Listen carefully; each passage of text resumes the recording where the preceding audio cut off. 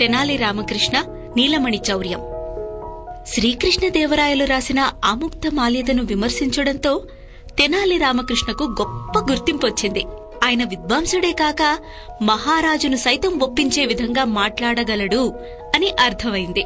ఆ నేర్పరితనానికి అందరూ దాసోహం అన్నారు. ముఖ్యంగా రాయలవారికి రామకృష్ణ మీద అప్పటిదాకా ఉన్న స్నేహభావం రెట్టింపయింది. అష్టదిగ్గజాల్లో అత్యంత ఆప్తుడైన అలసాని పెద్దన్నలతో సమానమైన ఆదరణ కలిగింది. తన మనసులోని మాటలు కూడా రామకృష్ణతో దాపరికం లేకుండా చెప్పేవారు రాయలవారు. ఇదంతా తాతాచార్యులకు అస్సలు మింగుడు పడ్డంలేదు. రాయలవారితో ఇతనింత దగ్గరగా మెలగడం ఏమిటి అన్నట్లు చిరాగ్గా చూసేవాడు. రాజుగారిని పరిచయం చేయమని బ్రతిమాలితే కుంటి సాకులు చెప్పి తప్పించుకునేవాడివి. నీలాంటి వాళ్లు చేతులు అడ్డం పెట్టినంత మాత్రాన సూర్యుడి కిరణాలు కిందకి రాకుండా ఆగిపోతాయా? లోకంలో నీలాంటి అసూయపరులే కాదు, పెద్దన్నలాంటి మంచివాళ్లూ ఉన్నారు అని మనసులో అనుకున్నాడు రామకృష్ణ. ఆస్థానంలో కీలక పదవుల్లో ఉన్నవారు కూడా రాజుగారి అనుమతి లేకుండా ఆయన్ను కలవడానికి మాట్లాడడానికి వీల్లేదు. కాని రామకృష్ణ మాత్రం రాయలవారికి దగ్గర మిత్రుడు కదా. ఎప్పుడంటే అప్పుడు రాజుగారి వద్దకు యథేచ్ఛగా వెళ్లొచ్చు. ఆఖరికి అంతఃపురంలో పడక గదిలోనూ కలిసి మాట్లాడుకోవచ్చు. ఇన్ని మాటలెందుకు? అసలు రాయలవారికి తెనాలి రామకృష్ణ లేకపోతే తోచేదే కాదు. ఎందుకంటే అతను పండితుడే కాదు, చమత్కారాలతో హాస్యం గుప్పించేవాడు కూడా. తెనాలి రామకృష్ణకు ఎప్పుడైనా సొంత పని ఉండో లేక ఆరోగ్యం బాగాలేకనో ఆస్థానానికి రాకపోతే ఇంకా ఆ వేళ రాయలవారికి ఏదో వెలితిగా ఉండేది. ఇతరులతో మాట్లాడుతూ కూడా పొరపాటున రామకృష్ణ అని సంబోధించేవాడు. వాళ్ళిద్దరి ఆత్మీయత అలాంటిది. మరి ఒకసారి రత్నగిరిరాజు తన కూతురు పెళ్లికి రాయలవారిని రమ్మని పిలిచాడు. రాయలు తను వెళ్తూ వెంట రామకృష్ణను కూడా తీసుకెళ్లాడు. పెళ్లి వైభవంగా జరిగింది. విందు భోజనం కూడా ముగిశాక అంతఃపురంలో కలకలం మొదలైంది. రాజమాత దగ్గర్నుంచి అంతఃపుర స్త్రీలందరూ ఆందోళన చెందుతున్నారు. రాజు ముఖంలోనూ కొంచెం విచారం కనిపించింది. అది చూసిన రాయలు, ఏవైంది రాజా అని అడిగాడు. ఉంగరం పోయిందట అని చెప్పాడు రత్నగిరిరాజు. చిన్న వస్తువే కదా, అంత విచారమెందుకు అన్నాడు రాయలు. పెళ్లికొడుకు తొడిగిన ఉంగరం అది. రాజభవనంలోనే దొంగతనం జరగడమంటే ఎంత ఘోరం! పెళ్లివారు ఇదేం పాలనా అని అవహేళన చేయరు అన్నాడు రత్నగిరిరాజు. నిజమే, దొంగతనాన్ని ఉపేక్షించకూడదు. ఇవాళ చిన్న వస్తువే కదా అని ఊరుకుంటే రేపింకా పెద్ద పెద్ద నేరాలు జరుగుతాయి. గతంలో ఎప్పుడైనా ఇలా జరిగిందా అని అడిగాడు రాయలు. లేదు సమాధానమిచ్చాడు రత్నగిరిరాజు. నేరస్తులని కఠినంగా శిక్షిస్తారనే భయం ఉంటే నేరాలు చేయడానికి భయపడతారు అన్నాడు రాయలు. బియ్యంకులవారు ఏమనుకుంటారోనని నాకు చాలా దిగులుగా ఉంది అన్నాడు రత్నగిరిరాజు. అందుకు మీరేం చేయగలరు?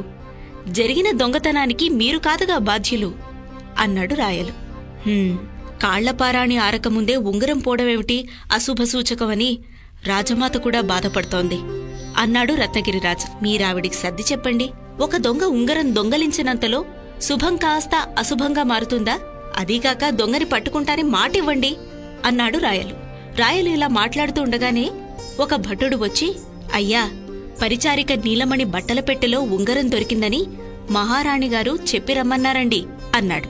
సరే నువ్వెళ్ళు అని రాజు అతన్ని పంపించేశాడు. ఇదంతా రాయలవారితో పాటు తెనాలి రామకృష్ణ కూడా వింటూ ఉన్నాడు. భోజనం చేసి కాసేపు విశ్రాంతి తీసుకుందురు రండి అంటూ రాజు రాయలవారిని తెనాలి రామకృష్ణను వెంటబెట్టుకుని భోజనశాల వైపు దారితీశాడు. మహారాణి, కొత్తగా పెళ్లైన యువరాణి, ఆమె భర్త కూడా భోజనానికి వచ్చారు. వడ్డించడమంతా పూర్తయ్యాక పనివాళ్లంతా వెళ్లిపోయారు.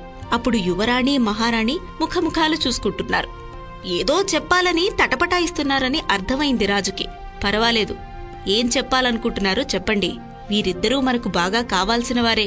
వీరి దగ్గర మనం దాచవలసిన రహస్యాలేం లేవు అనన్నాడు రాజు. అప్పుడు మహారాణి చెప్పిన విషయ సారాంశం ఇలా ఉంది. నీలమణి చాలా నమ్మకస్తురాలు. ఎట్టి పరిస్థితుల్లోనూ నీతి నిజాయితీ తప్పదు. అయితే ఇవాళ విచిత్రంగా మాయమైన ఉంగరం ఆమె దుస్తుల పెట్టెలో దొరికింది. అయినా సరే ఆమె ఈ దొంగతనం చేసింది అని అనిపించడం లేదు. ఉంగరం ఆమె దగ్గర దొరకడంతో నీలమణి ఏడుస్తూ రాణిగారి కాళ్లమీద పడి తను ఎలాంటి తప్పు చేయలేదని తనను నమ్మమని ప్రాధేయపడింది. అంతా విన్న మహారాజు, నేను అదే ఆశ్చర్యపోయాను, నీలమణి దొంగతనం చేయడమేంటని అని అన్నాడు. తెనాలి రామకృష్ణ కల్పించుకుని, ఆమెకెవరైనా శత్రువులు ఉన్నారా? ఒకవేళ వాళ్లు తీసుకెళ్లి ఆమె పెట్టెలో పెట్టుండొచ్చేమో ఆలోచించండి రాజా అనన్నాడు. ఆమెకెవరూ శత్రువులు లేరు, తోటి వాళ్లందరితో కలిసిపోయి స్నేహంగా ఉంటుంది అన్నాడు రాజు. ఆ అర్భకురాలికి శిక్ష వేయాలంటే నాకు చాలా బాధగా ఉంది, కానీ తప్పదు గదా అని బాధపడ్డాడు రాజు. మీ రాజ్యంలో ఇలాంటి తప్పుకి ఏ శిక్ష వేస్తారు అని అడిగాడు రాయలు.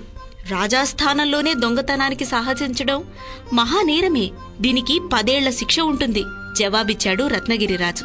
కాని పాపం ఆమె దొంగతనం చేయలేదని మీకే అనిపిస్తోంది కదా అన్నాడు రాయలు. ఆమె నిజంగా దొంగతనం చెయ్యకపోతే నిప్పుల గుండం మీద నడిచి నిరూపించుకోవచ్చు అన్నాడు రాజు. తప్పు చేసినా చెయ్యకపోయినా నిప్పుల మీద నడిస్తే కాళ్లు కాల్తాయి కదా అన్నాడు తెనాలి రామకృష్ణ. లేదు లేదు, కొందరు నిరూపించుకున్నారు, వాళ్లకి కాళ్లు కాలలేదు అని చెప్పాడు మహారాజు. ఈ సమస్యని పరిష్కరించే బాధ్యత మా రామకృష్ణకి అప్పగించకూడదా అన్నాడు రాయలు. తప్పకుండా. నీలమణి నిజంగా దొంగిలించిందో లేదో మీరు కనిపెట్టగలరా? ఒకవేళ ఆమె తీయకుంటే ఆ పని ఇంకెవరు చేశారో కూడా మీరే తేల్చాలి అన్నాడు రత్నగిరిరాజు. అలాగే రాజా, ఈ ఉంగరం మాయమైన దగ్గర్నుంచి యువరాణి మందిరంలో తిరిగిన వాళ్లందరితో మాట్లాడే అవకాశం కల్పించండి. నేను ఫలానా అని ఎవరితోనూ చెప్పకండి. ఒక జ్యోతిష్య ఆచారునిగా పరిచయం చేయండి అన్నాడు రామకృష్ణ. మరుక్షణం రామకృష్ణ కట్టు బొట్టు మాట తీరు మార్చేశాడు. జ్యోతిష్యుడు అనగానే చిన్న పెద్ద అందరూ ఆయన్ని కలవడానికొచ్చారు. ఒకరి తర్వాత ఒకరు అని నియమం పెట్టి గదిలోకి పంపారు. సాయంత్రం వరకు ఆ రహస్య పరిశోధన సాగింది. ఆ రాత్రి భోజనాలు ముగిశాక, మహారాజా, నీలమణి దొంగ కాదు, ఆమెకు ఎలాంటి పాపమూ తెలీదు. అసలు దొంగెవరో, అందుకు సహాయం చేసిందెవరో తెలుసా అన్నాడు రామకృష్ణ. చెప్పండి అడిగాడు రాజు. శంకరం అనేవాడు నీలమణిని పెళ్లి చేసుకుంటానన్నాడు. ఆమె తనకిష్టం లేదని చెప్పడంతో కక్ష తీర్చుకుందామని ఇలా చేశాడు. సుమిత్రమ్మ కూతురు పెళ్లికి సహాయం చేస్తానని ఆశపెట్టి ఆమెతో ఉంగరం తీయించి నీలమణి పెట్టెలో పెట్టించాడు చెప్పాడు రామకృష్ణ. హా, ఇదంతా నిజమేనా అడిగాడు రాజు. తప్పైతే చెవి కోయించుకుంటాను. ఇంకో మాట, శంకరానికి సుమిత్రమ్మకి కాళ్లు కాలకుండా నిప్పుల మీద నడిచే నేర్పు ఉంది. ఆ ధీమాతోనే వాళ్ళీ నేరం చేశారు. వాళ్ళిద్దరికీ నిప్పుల మీద నడవమని కాకుండా మరిగే నూనెలో ఉంగరం వేసి దాన్ని తీయమనండి. చేతులు కాలకపోతే తప్పు చేయలేదని నమ్ముతాను అని చెప్పండి అన్నాడు రామకృష్ణ. రాజుగారు శంకరం సుమిత్రమ్మలతో ఆ మాట చెప్పగానే వాళ్ళిద్దరూ బిత్తరపోయి రాజుగారిని క్షమించమని వేడుకున్నారు. ఎందుకలా చేశారు అని రాజు అడగ్గానే వాళ్లు జరిగిందంతా చెప్పారు. పాపం, ఏ నేరం తెలియని అమాయకురాలు నీలమణికి శిక్ష పడకుండా కాపాడినందుకు రామకృష్ణ కవిని అందరూ అభినందించి జేజేలు కొట్టారు.